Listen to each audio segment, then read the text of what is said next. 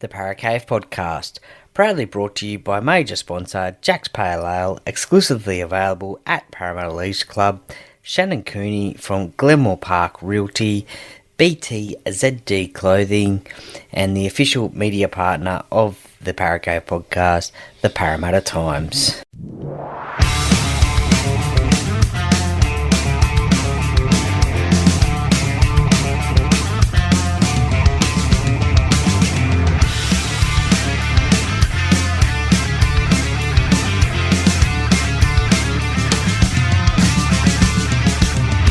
Welcome to another episode of the Paracave Podcast. And now over to your host, Troy Warner, broadcasting live from the world-famous Paracave. And welcome back to episode 3 of Sugar and Spice. I've got George here from the Quick Hands podcast, and well, look, we missed last week, but we're back, so we may backtrack a little bit on a few things, but we'll have a current few things as well. George, how you going, mate? I'm tired, mate, but I'm here. Love being back. We missed the week, but you can't keep a good man down. You can't keep a good man down. We're back. We're back. Back in black. And speaking of black, the Penrith Panthers, they had a win last night against the Brisbane Broncos. Pretty not controversial, but comprehensive win against them. But a few things to come out of that game, and then we'll talk about last week's game as well, just a little bit. But the head clash. We'll start off with the head clash. All right. Well, let's start there. Let's start there, Troy. But let's go back a little bit further, because NRL is designed for the competition to be spread around. Let's get real. All they want is Roosters and the Broncos to win the competition. Now, last night it was very obvious, Troy. And you know what? I'll tell you why. That head clash that happened, a head clash is a head clash. Yep. Two heads hit. You know what? Guess what? I don't want a head clash with anybody. I'll give you the drum. No. You know what I mean? It looks like it hurts. Oh, definitely. You know I mean, it's a contact sport. It's going to happen. And what does the referee do? The referee pulls it up and has a think about it and pulls some I don't know what they call it, a duty of care. Okay, yep. A duty of care, gives him a penalty and puts him on report. Yeah. For God's sake, Troy, what are we doing? You know what? They think, the NRL thinks that we don't want to watch contact. There's only one reason I watch the game. I'll give you the drum. It's contact.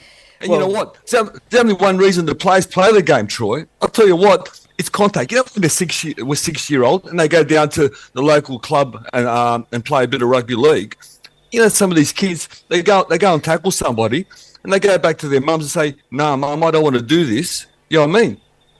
There's other sports for these kids. There's that soccer, there's that GAFL, there's Monopoly, there's darts. They can play anything they want. You know what I mean? Yeah, They don't have to play rugby league. That's what we grew up watching, is rugby league and the tough hits, the big hits. And I think, look, we use the bunker a lot for other things. They could have had a look at it and they could have determined that it was a head clash between two players. The bunker determined that. The game went on, and the bunker the ref got a whisper in his ear, and the bunker. But there's no need to put it on report. There's no need. Thank you. There's no need to stop the game. Put it on report. You know, if it's a reportable offence, then save it for after the game and say you're going to be looked at after the game. Don't stop the game and put somebody on report for an accidental head clash. I mean, we saw, I forget who it was, I think Dale Finucane last year, I think it was. He got 2 weeks for a accidental head clash, I think it was. It's crazy. And it's crazy, Troy. What's happening to the game we love? It's absolutely ludicrous. And you know what? Last night, okay, they went out of their way, and I believe this. They went out of the way. Penrith didn't only beat Brisbane; they beat the NRL. I'm going to rebadge Penrith as Penrith the soul takers, because they take team's soul out of it. You know what I mean? So they beat 2 teams last night because when you're on a roll, okay, usually you get a quick play. You're playing the ball much quicker. Okay, so you get all the penalties because the other team is just at one step behind. Somehow, Queensland was getting all the penalties. Still, they'll try anything. They'll try anything to keep Queensland into the game. And you know what? This is the funny thing. So Walsh, Wonder Boy, gets taken off. He's today we found out his cheeks smashed, basically. Yeah, he's going to be out for about 4 to 6 weeks, I think. 4 to 6. Has to drive back to Brisbane. Can't catch a plane. To drive. Oh, there you go. Okay, so he goes into the room. His cheeks are smashed. He passes the HIA. He passes the how? People trip over a ball. Okay, they go into the room and they fail the HIA. This guy smashed his jaw and miraculously, he's passed his HIA. Mate, passed it. You know what? Yeah, I think there's a little bit of an agenda there going, mate. Potentially. I can smell something. Andrew Dumbo and Peter Feathers, I think they're on the wrong track here. I think they're on the wrong track, brother. Well, you were talking about Penrith being a bit of a protected species and they took on the NRL last night. But, look, I'll go back to sort of last week as well, and there's probably a similar incident or 2 incidents there. And, of course, I'm talking about Jarome Luai and the 2 incidents that he was involved in. Now, in any day and age, a swinging arm to the head of an opponent is a sin bin. At least. A sin bin, at least. And put on report and a sin bin for 10 minutes. That didn't happen. Bailey Simonson didn't come back for the rest of the game. This happened in about the 4th minute of the game. Luai was able to play, and Luai was able to play last night. Bailey's out for this game against Manly coming up because of the HIA protocols, concussion protocols.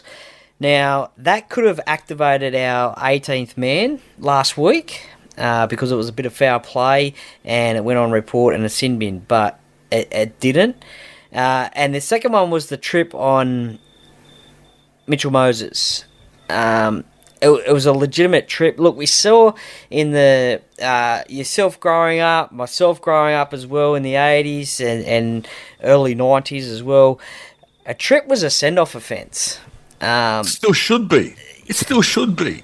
These days it's gone soft. I know. In terms of, I don't understand how it can be a send-off offence back then, and now it's not. Oh, times are changing, Troy. Isn't it funny? Words get you sent off, but if you trip somebody, if you trip somebody or if you hit someone in the head, nothing happens. And that was wrong. The referees are struggling, mate. Look how much they're struggling. Luai should have been sent off. Not sin binned. He should have been sent off. Okay. And make no mistake. Simonson coming off, was a turning point because they just ran that side. They had to reshuffle their side. They had second rowers playing centre, playing winger. And Penrith done the right thing. They went down that corridor. They absolutely destroyed I think it was the left-hand side, wasn't it? Is that where Bailey stands, left? Yeah. Yeah, they absolutely went left-hand side. And Paul Harper was always caught like a shag rock by himself. Because everybody's making the wrong decisions in defence. Of course, they don't defend together. They don't train there together. That's right. So, absolutely, it was a turning point. So, they got it wrong. He should have been sent off. Okay.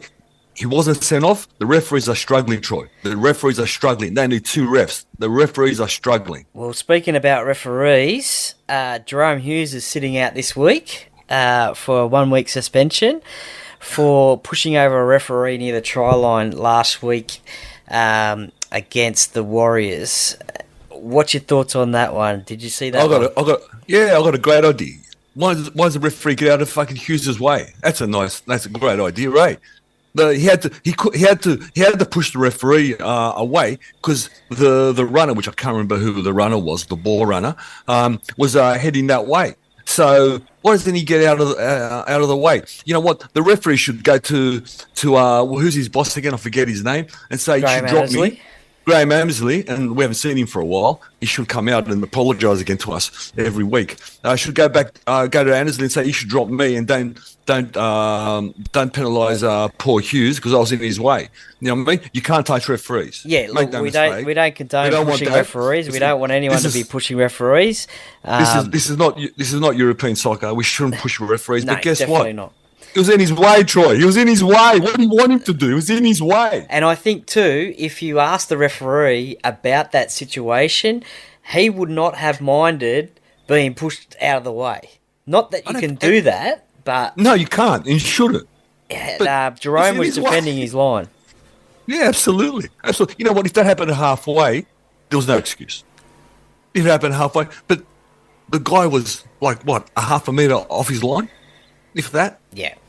Yeah, definitely. Well, yeah, you do anything. You do anything to stop a try. Oh, yeah. So that was wrong. That was wrong. They're getting it wrong all the way, Troy. They need two refs. They need two refs and piss his bunker off. Yeah, the bunker I don't think should be used for general play, or if it is, it shouldn't stop the game. It should be just potentially used for tries, and that's it, because we've got the technology there for tries. Sometimes, though, they even stuff that up as well. But for during play, they shouldn't be in referees' ears. Your amount of reason, Troy. Your amount of knowledge and reason. You know exactly what you're talking about. And you know what? How simple is it? You just spilt it out off the top of your head. But Andrew Dumbo and Peter Feathers, no idea. They're still thinking about Vegas. Well, again, they're still thinking about... Jarome Luai last year, I think, touched a referee down in Melbourne, I think it may have been, and nothing happened of that. So that probably goes back to your Penrith protected species. Whilst we're fired up, look, South, are they a team in crisis at the moment? Well, obviously, we've seen Latrell Mitchell in the news all throughout the week. Everyone's had an opinion on that one about his radio interview, dropping the F-bombs, not caring, and what's your thoughts on that one? What happens to Latrell, or what should have happened to Latrell in your opinion?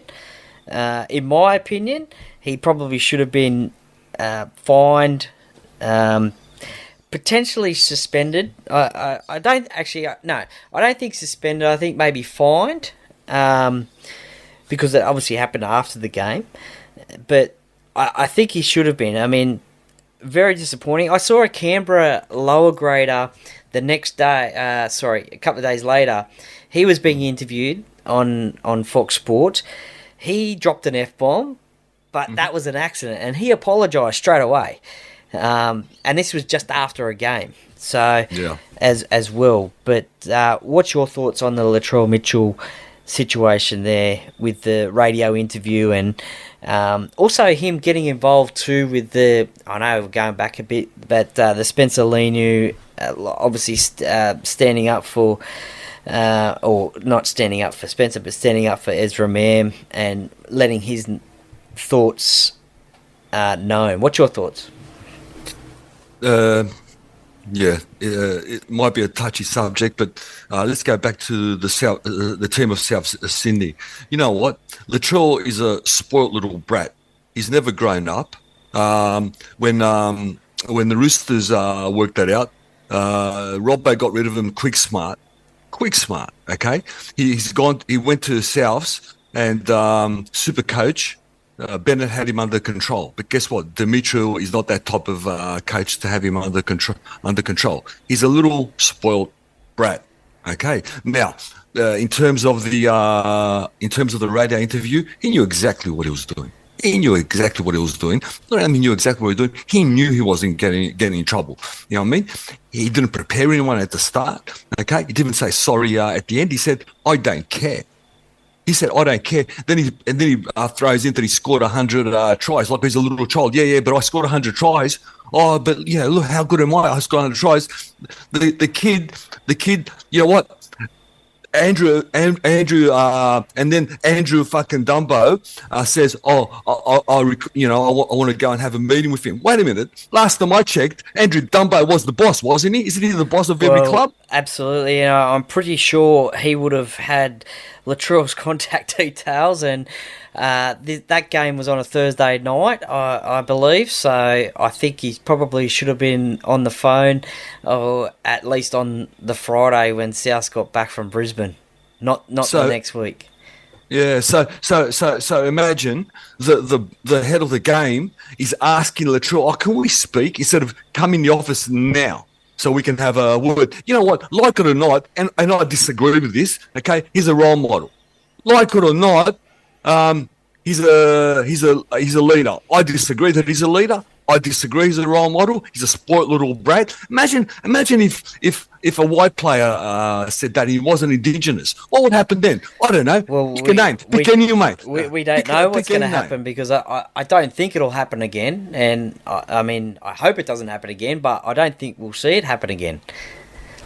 Yeah, well, you know what? So we won't know what would happen. All I can say, just by a layman looking at the game, if you're Indigenous, it seems like you get away with murder. That's my opinion. Not yours, mate. Not the pods. It's my opinion. And why I say that, I say that from just observing things. That's all I'm saying. I see Latrell and others in the digital, and that goes with the Israel Man situation. I mean, that's got a long story, the Israel Man situation. It stems back to the grand final. Yeah. But anyway, and in that game as well, things were said, and when things were said back, well, we can't handle it. It doesn't really matter, because in the grand final, the incident happened when Brisbane were well on top, and Penrith just, ripped their soul out and took the ultimate prize off them. So who cares about that?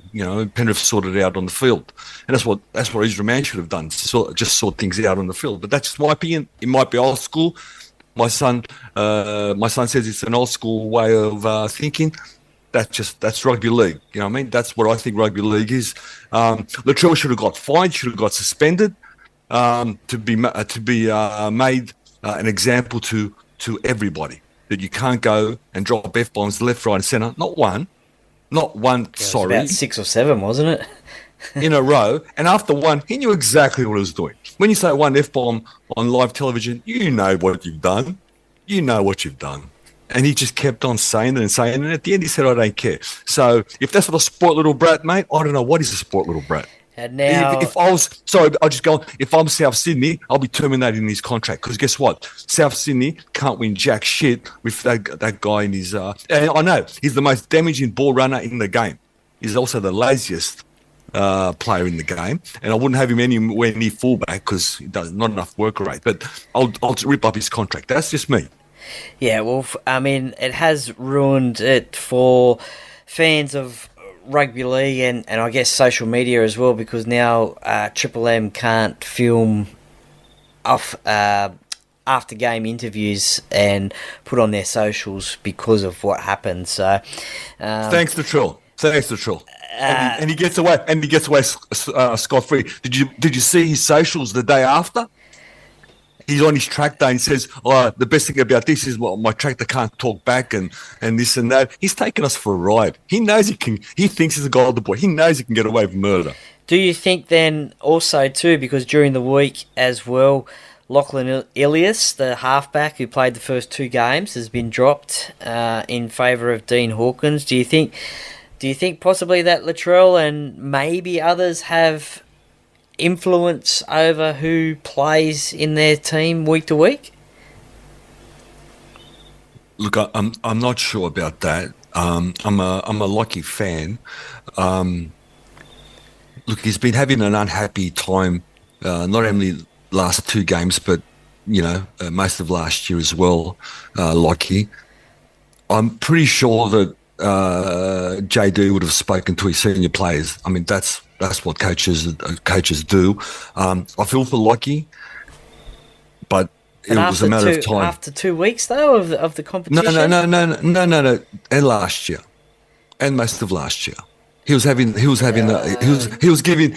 same performances most of last year as well. You've had an off season, and you've trained in the off season. I'm a fan. I wouldn't have done it. I always say it takes 5 games before before the comp settles down. I mean, I've got Canberra fans who are talking premiership. I've got Manly fans who are talking premiership, and you know what I'm saying? Oh, March premiers. Good on you. Yeah, nah. You know, it's a long way. Yeah, marathon, not a sprint. And they're telling me that Brooks is going to get the Dally M. I've seen nothing. I've seen exactly what he used to do at Tigers, just with better players around him. So I've seen nothing at the moment. You know what I mean? I think Parramatta will teach him a lesson this week anyway. Well, let's hope so, for sure about that one as well. Look, another thing that came out during the week as well, a pretty interesting thing, was the Benji Marshall coaching criticism. Obviously, they got beaten by Canberra in their first game of the year, I think 32 points to 12. And there was talk that Benji wasn't a 24/7 coach. And he's come out and said, "Oh, well, why do you think that? Look, I get in early. I do my job. 5 to 8 every day is my family time. So I spend that time with them. So what does it matter how long you coach? Do you have to be a 24/7 coach to win a premiership?" You reckon Wayne Bennett works that long? Has he ever worked that many hours, or he not? Maybe his staff do, but he doesn't. You know what? Can we get back to the root of this? Because this was manufactured, this story, by a few journalists. And these journalists are getting out of hand. We all know Buzz's antics, okay? He's getting old now, he's slowing down, but he's leaving legacy. Michael Carianis, I started reading Michael Carianis a few years ago, and I was enjoying his articles. All of a sudden, he joins the same newspaper that Buzz has joined, and he's become a clone of Buzz. Okay, then the story was manufactured by Bulldog Richie, I think. Okay, another absolute mastermind. He goes and asks a few people around the club, probably disgruntled, I don't know, that he's not a 14 or 24 hour on hands coach, and he writes a story, and then Carianis writes another story about combined how much they lost on that week, all 3 grades. The guy hasn't coached one game at that time, and we're all slandering the poor guy. I'll tell you something about Benji. You and I have seen Benji's career from start to finish. I'm sure you have as well. Yep, okay. Yep. There's one thing I do know about Benji. He's a champion, and he's a winner. And I'll tell you right now, at the end of his career, he'll be a winner and he'll be a champion. Okay. Now, you know what? West Tigers this year, they might struggle, but did you notice a young 5'8" they brought up? Oh yeah. Was it Lachlan Galvin? Was it? Yeah, it looks pretty good, eh? Yeah. Okay. Yeah. I mean, throw in the Dream, Buller. Okay, and throw a few other little young pieces. Okay, and what's going to happen in 3 years when all these pieces from 18 are 20, 22, 21? All of a sudden, you know what I mean? I remember something. I remember. You know what people forget? When Penrith got together all those years ago, and they were all 18, they all got graded. You know, the first year they didn't make the game, they got flogged nearly every game. Okay? Oh yeah, definitely. Then 2 years after, all of a sudden, we're all talking about Jarome Luai, Nathan Cleary. Yeah, but last year they were getting flogged. Yeah. So people, they all forget this story. So don't worry about Benji. And the question was, can you win a comp if you're not a 18-hour on-the-job coach? 24/7 coach.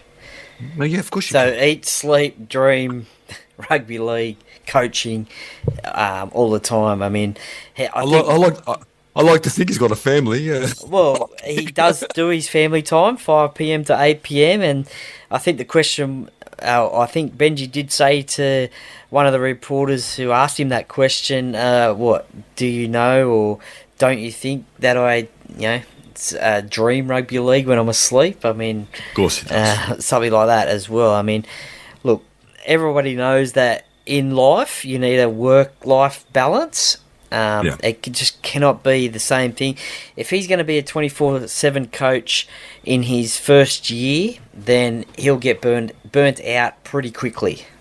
No, I think so, Troy. I think so. I think it's just the media doing their thing, and I'm going to say Michael Carianis and Bulldog Richie, shame. So shame on you blokes. Do you think then it is as you mentioned before, a disgruntled employee, or one that's not there anymore, or one that is still there? Yeah, that is absolutely contacted the media and said that. Yeah, Troy. If I ring some of your friends up, and I keep on ringing some of your friends, I'll find one guy who you've had an argument with over the last 20 years. Okay, then I'll use his story. So there's probably a few actually that I've had. Maybe a few, Troy. Maybe a few. But what I'm trying to say is, if you want to find an angle, you can find an angle. Yeah. Okay. And you know what? Bulldog was obviously after an angle, because this is not a random question he's asking. How would he even know that Benji gets in at 8 and goes home at 5? How would he know? Yeah, that's it. Without being there every day, you would not know. And I reckon Brad Arthur gets in at 8 and goes home at 5 too. I reckon. Well, I mean, 8 to 5, that's a pretty long day. Well, I reckon it is. That's a pretty decent day. I mean, I reckon everybody's gone home by then. Well, don't they go home after lunch, most of them? That's it, and depending on where you live, that's another hour to get home. And there you go, in Sydney. That's it. Well, I guess you could think about coaching in the car, couldn't you, when you're driving home? Maybe put a headset on. Yeah. Get a screen in front of you, Troy. That's it. Look, the Zac Lomax situation at the Dragons, is that going to become another Ben Hunt situation that we saw last year? And is that going to become a distraction for the Dragons? We've heard talk that Zac wants to, without talking to Zac and knowing the inside and out, we've heard that Zac wants to leave the Dragons because he's not happy playing on the wing. Now, his first game on the wing, I think he scored a try, he did heaps of run meters and had a great game. And the second game, not so good, but he doesn't want to play winger. He wants to play in the centres. We've heard Ben Hunt come out and say that he should be happy to stay here and play. I think we've heard Shane Flanagan say that we're not going to release him this year. But we all know in rugby league, sometimes these things can happen on a dime. Do you think it's going to become a major distraction for the Dragons? Can I ask you, have you heard anything? Anything behind the scenes at Parramatta? No, I haven't. The only thing that I've seen is probably what you've seen. We've released a couple of players. We released a couple of players. Obviously, maybe that's going to free a bit space up, but I don't know the reasoning behind releasing those players. This is a little bit different to the Ben Hunt situation. I don't think Zac and Flanagan get along. They're not they don't click. Flanagan and Ben Hunt actually click together. So that's why he convinced him to stay. Do you realise Zac has never played semi-finals? That would be correct. Obviously, because the Dragons he wants to come to play for Parramatta. He's identified Parramatta as a semi-final / finals / grand final team. Okay, he wants to come over. Parramatta's aware of it. How does he get out of his contract? He's signed for 3 more years. Okay, but as you know, as you said, things happen very quickly and very fluidly. I'm sure Flanagan doesn't want to release him. You don't. These type of players don't grow on trees. Well, yeah, not this early on in the season anyway, as well, I guess. And I don't think Zac will play badly. That's the thing. I don't think he's got too much pride to play badly. But I'm very convinced that he will not be there next year, and he'll be wearing a blue and gold jersey. I'm very convinced. I don't know for 800,000, maybe not for 800 like he signed, but he will not be there because let's get real, they're going to be bottom three again, the Dragons. We can talk Flanagan up, and he will improve the team. And I think they'll improve again tonight. It was just a one-off, I think, last week. But when he sees them in the bottom three and he looks up and Parramatta's in the top four, it's going to even stir more feelings up for him. And like I said, he will kick and scream and I think he'll get out of his contract, and I think he'll be a Parramatta before we know him, mate. Well, he obviously didn't kick and scream in round one because, as I said, he had a blinder. And I think I don't think he'll play bad. I don't think he's that type of player. No. He may have to take a bit of a haircut to come to Parramatta. Because he won't be a $800,000 player at Parramatta. No, he won't. But you know what? I believe that he will take the haircut because at St George there'll be no semi-finals for a long time. Well, you speak to all the 80s players and especially when I talk to Parramatta 80s players about if they got tempted to ever leave Parramatta when they were successful then. They said, we did get a couple of offers. I mean, Ray Price tells the story that Manly were after Sterlo, Kenny, Growth, practically everyone. Yeah, of course. And he spoke to them and said, look, I'm going to tell you this. We're going to play you this year. We're probably going to play you twice or maybe 3 times, maybe longer. And every time I play you, I'm going to come after you and I'm going to smash you. I'm going to smash the crap out of you. And they stayed. And the reason that most of these players stayed is because they wanted to win comps. They had the money there. They had the offers there and the money, but they want to win games. They want to win games and they want to win comps. So potentially this is what Zac Lomax is about as well. He's not happy with the coach and he wants to play finals and win comps. Troy, if you think about it that way, it's the reverse of what the Penrith players are doing. They've won 3 comps in a row, and now they're going for money. And you can't blame them for that. I don't. I disagree because I think the salary cap's illegal. But regardless of that, I can see what they're doing. But Zach's just flipped it. You know, he's got a couple of 800,000 now. Okay, well, I'll go to Parramatta for 550. You know, he's not starving. No, definitely not. And you know what? He might get a ring. And can I be honest? He's the missing piece from that team at the moment. Looking at it, I think Zac Lomax is the missing piece. Well, the missing piece. We are short of outside backs at the moment. Just one. Yeah, well, just one. Yeah. Just one. He could be that X Factor player that Parramatta were supposedly talking about in the media last year. That could have been another media beat up story as well, but. Maybe. That wasn't because I watched Super League and I listened to a lot of Super League pods, and there was talks between St Helens and Parramatta, but St Helens wanted too much for their fullback, which his name eludes me now. Jack Wellesby. Yeah, they wanted Wellesby to come over. Okay. But St Helens wanted youngsters. They wanted Maddo and someone else, and they said, too much. Too much. Yeah, okay. Yeah, well, that's interesting. I didn't hear anything about that. Yeah, no. They said it in the coach. The coach said it on one of the Super League pods. Okay.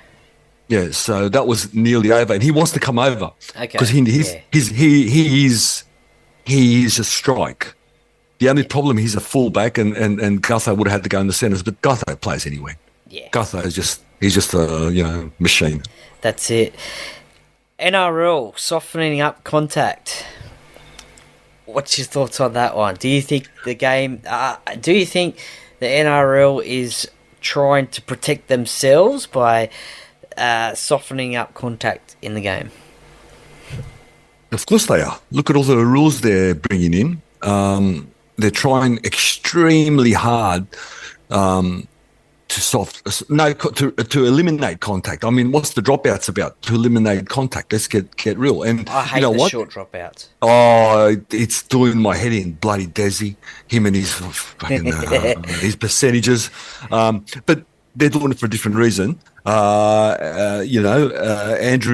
Peter Feathers and Andrew Dumbo are doing it for litigation, but they're wrong. And I'll tell you why. It's like we said before in the show. Players understand that there's contact. Now, maybe should they have more insurances? Maybe, I don't know, skirt around it.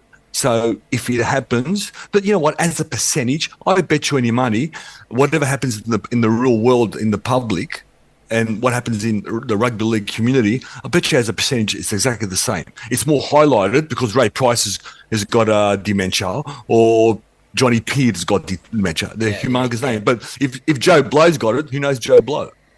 But anyway, regardless of that, they're trying to reduce contact. But I'll say it again. I'm going to say it till I'm blue in the face, okay? I watch it for contact. You watch it for contact, okay? They play for contact. They want contact, the players. They chase contact. And like I said, when kids go and play the game at a young age, when they get hit for the first time, they run to their mum and say, this is not the game for me.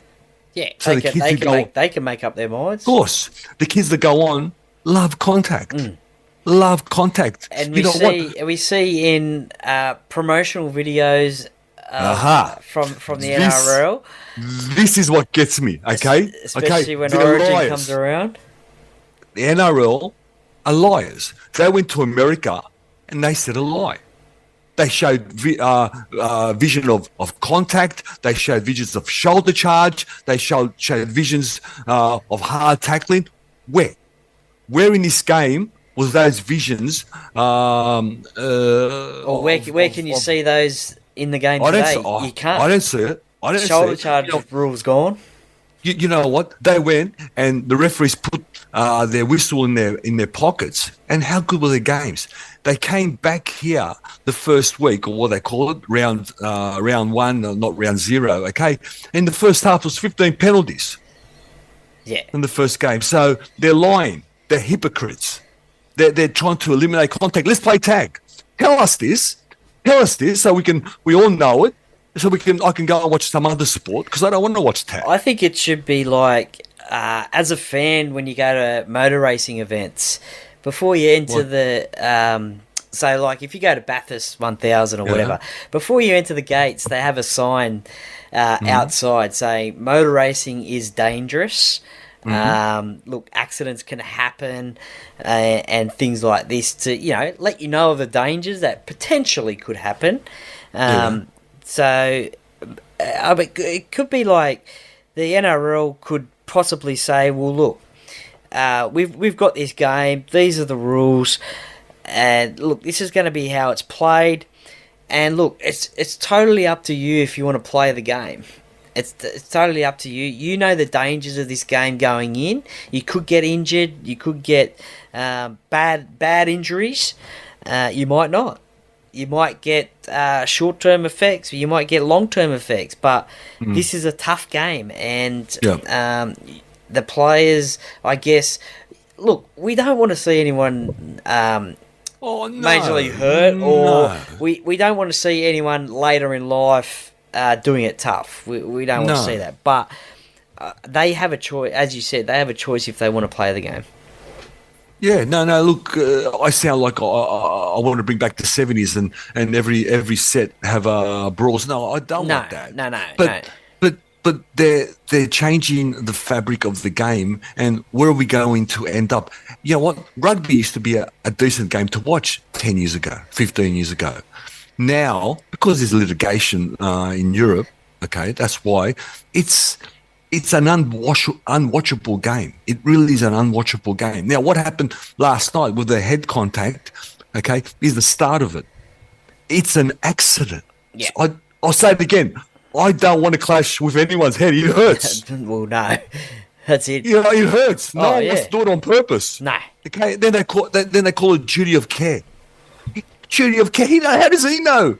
He was going to a head clash. I mean, Duty of care. don't even get me started on hip drop tackles because half the time that'll probably come up later on in the year. But half of those, I think, the same as last night with the head clash accidents.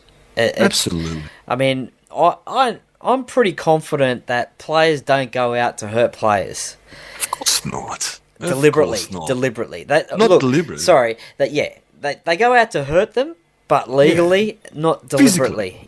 Not deliberately. And with those hip drop tackles, sometimes those things happen. But I think we said it previously, Troy. To play first grade rugby, to play any rugby league, you've got to be of that type of mindset. So, the forwards, they go out to be physical, not to hurt anyone, to be physical. Yeah. You know what I mean? We know now, and it's never been legal to hit anyone in the head. It's never been. It's always been a send off. Okay, and I agree. If you hit someone in the head, well, you've got to go. Even if it's an accident, it is what it is. But a head clash. Yeah, no, that's please. That's rugby league. That's rugby league, and then the caveat is that all the things around it. We see the real NRL with the Reece Walsh. You know that Peter Feathers said that he wants to make Reece Walsh the face of the game. Well, that's probably why he wanted him to come back on the field. I think Nathan plus Brisbane had a couple of players out, so they needed him. Obviously, If you look at the score, for me, I'll give it either to Nathan or Mitch. I mean, there you go, two guys who go home, like play a good game, always keep out of trouble. Reece at 21, I don't know. I reckon he's a bit of a time bomb there. I don't know. Nathan Cleary had that, was it TikTok video, was it? Or that was a few years ago now. Yeah, I know. Yeah, he's probably gotten over that. But I mean, we've all probably got our little things in the closet, I guess, that we've all give it done. to Mitch. I'll be happy. Give it to Mitch. Give it to Mitch. That's it. Well, I think we've covered a few issues there that have happened over the last week, and no doubt there'll probably be some more that happen throughout this weekend of Rugby League, round 3. So no doubt we'll probably catch up again next week and go through some issues. Look, we're not trying to be NRL 360, but no. But we like to, as fans, we like to talk through the issues of the game. So, is there anything else we haven't covered off that you'd like to cover off on? I think we were pretty comprehensive this week. I've got to say that I'm enjoying the rugby league. It's extremely high standard. Even the floggings are good, as I call it. I can't wait for this round. I know that there's a game on now, the Warriors, and I'm dying to get to it because they're one of my favourite teams to watch, actually. So I'm going to Parramatta on the Sunday. I didn't actually go last week, so I'm dying to go. I'm dying to go this week. We'll see Manly as well. So yeah, I'm enjoying the rugby league. It's good, but I just can't handle the hypocrisy. What's that word again? I can never say it. Hypocrisy. That's good enough for me. From the NRL, that's good enough for me, Troy. From the NRL, because it's obvious what they're trying to do, Troy. It's obvious, and it hurts a bit. And maybe we're too invested. I don't know. Maybe we think about it too much. And we're passionate fans. That's probably what it is. Yes, and if I was too loud or too emotional, I apologise, Troy, to the listeners and to you. You never know what you get with me, but at least I'm trying to bring a point across where others don't, because the media don't go nowhere near these or the angle that we go. The media go nowhere near it. Well, maybe potentially in episode 3 we've found out who Sugar is and we've found out who Spice is. So. Spice, thank you very much for joining me tonight, George. Sugar, always a pleasure, Sugar. Always a pleasure. Quick Hands podcast, and listeners, give George and the Quick Hands podcast a follow. I was actually listening to the year in review episode on the way home from work today. Thank you, Troy. Actually, in the tidbits, I urged everybody to listen to, once again, the Brian Smith interview. Yes, I heard that. Thank you very much for that. I got a lot out of it, and like I said, I try to mention somewhere, somehow, yourself in the Parrot Cave in the show, because I honestly believe it's one of my favourite shows on the pod world, and I listen to George. If not all, most of the episodes. No doubt I'll catch up with you guys, you and Arthur and Nico, one day soon, but maybe even Sunday out at the game we might catch up. I'll give you a tingle. Yeah. Yep. And let's go now. Enjoy the second half of the Warriors game and the Roosters versus the Rabbitohs tonight. The Book of Feuds game. We didn't even touch on the Book of Feuds tonight. So the Book of Feuds, maybe next week. Yeah, maybe we'll review that one. But thank you very much, George, and enjoy your weekend of footy. Thank you, bye everybody.